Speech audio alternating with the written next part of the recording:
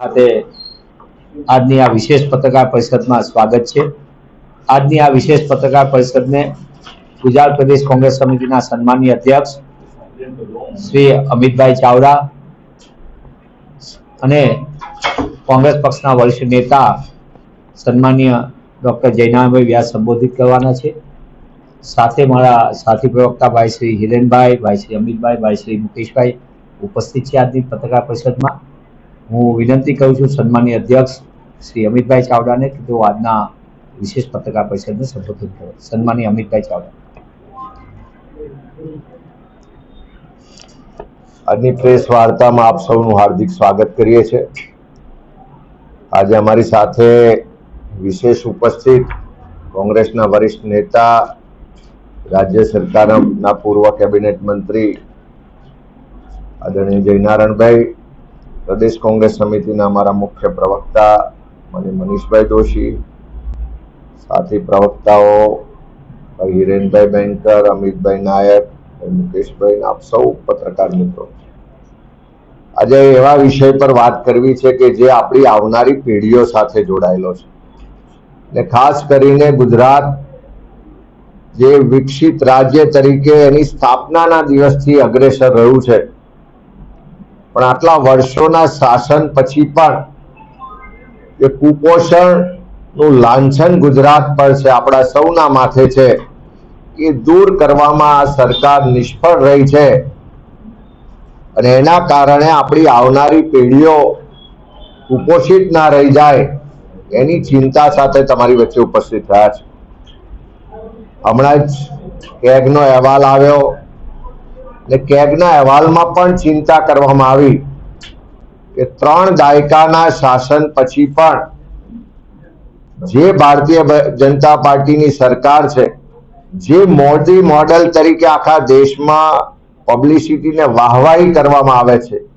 એ મોદી મોડેલના ગુજરાત સરકારના શાસનના 3 દાયકા પછી પણ ગુજરાતમાં જે ICDS કાર્યક્રમ ચાલે છે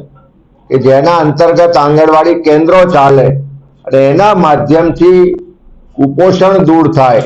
આપણી આવનારી પેઢી સ્વસ્થ અને સક્ષમ બને, એ માટે દર વર્ષે પ્રજાના ટેક્સના કરોડો રૂપિયા એની પાછળ ખર્ચ કરવા છતાં આટલા વર્ષો પછી પણ આજે કુપોષણનું લાંછન આપણા સૌના માથે, ગુજરાતના માથે છે। હમણાં જ NFHS નો જે સર્વે આવ્યો એ મુજબ આખા દેશમાં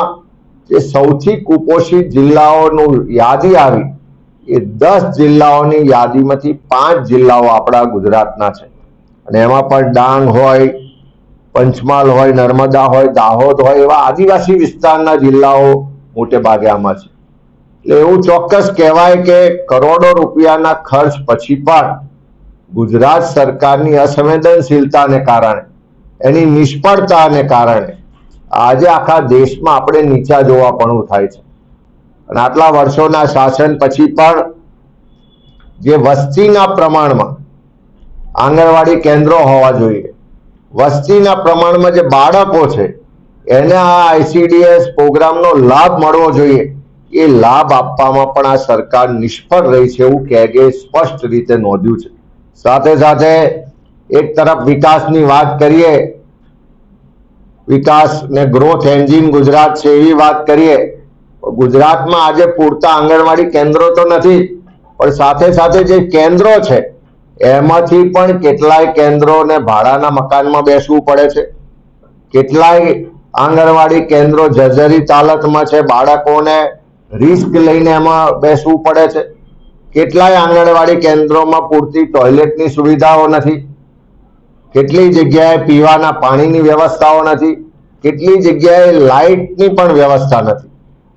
એક બાજુ પીવાના પાણીની વ્યવસ્થા ના હોય, લાઇટની વ્યવસ્થા ના હોય, તેમ છતાં રાજ્ય સરકારે કરોડો રૂપિયાના RO મશીન ખરીદીને કેન્દ્રોને આપ્યા છે એવું કેગે સ્પષ્ટ નોંધ્યું છે। એટલે ખાલી ખરીદી કરીને ભ્રષ્ટાચાર કરવામાં સરકારને રસ છે, પણ લાઇટ પાણીની વ્યવસ્થા કરવામાં સરકારને રસ નથી। એક બાજુ ઉત્સવો હોય, તાઇફા હોય, સરકારી કાર્યક્રમો હોય, ભીડ ભેગી કરવાની હોય કે પોતાના રાજકીય એજન્ડાઓની વાત કરવાની હોય, ત્યારે આંગણવાડી કેન્દ્રની બહેનોને ટાર્ગેટ આપવામાં આવે કે બસો ભરીને લાવો, આટલી બહેનો લઈ આવો, પણ જ્યારે હાઈકોર્ટ કે તેમ છતાં એને પૂરતો પગાર આપવાની વાત હોય તો સરકાર એના માટે ગંભીર નથી. એક બાજુ પૂરતા પ્રમાણમાં કેન્દ્રો ના હોય, પૂરતા પ્રમાણમાં બાળકોને એનો લાભ ના આપી શકતા હોય, એને લાઇટની, પાણીની, સારા મકાનોની વ્યવસ્થા ના હોય, આંગણવાડી જે કેન્દ્રમાં બહેનો કામ કરે છે, આંગણવાડી વર્કર ને હેલ્પર બેન, એને હાઈકોર્ટના કીધા પછી પણ પૂરતો પગાર આપતો નથી. ત્યારે કેગ દ્વારા બધી જ બાબતોને ખૂબ ગંભીરતાથી નોંધવામાં આવી છે અને એ જ બતાવે છે કે સરકાર 3 દાયકાના શાસન પછી પણ કુપોષણ દૂર કરવા માટે ગંભીર નથી અને કરોડો રૂપિયાના ખર્ચ પછી પણ સરકાર આમાં સંપૂર્ણ રીતે નિષ્ફળ હોય એવું દેખાઈ રહ્યું છે. ऐसे ही अन्य खबरों के लिए चैनल को सब्सक्राइब कीजिए। खबरों का नोटिफिकेशन पाने के लिए बेल आइकॉन को जरूर दबाएं।